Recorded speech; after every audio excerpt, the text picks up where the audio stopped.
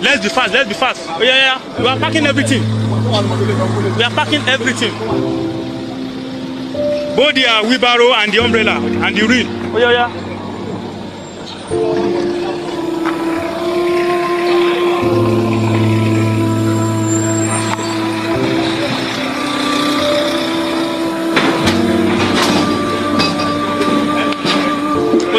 Oh yeah. No wasting time.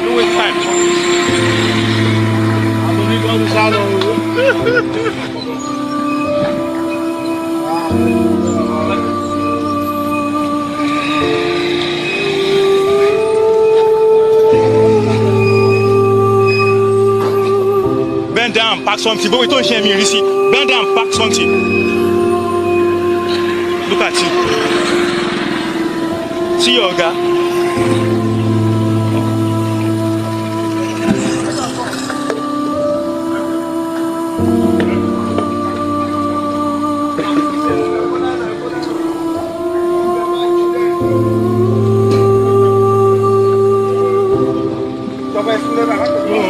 Ọ̀gbẹ́ni fi ọ̀bẹ yẹn lọ́kùn mọ̀ fẹ́ kó lọ́kùn mọ̀ fẹ́ kó jáde.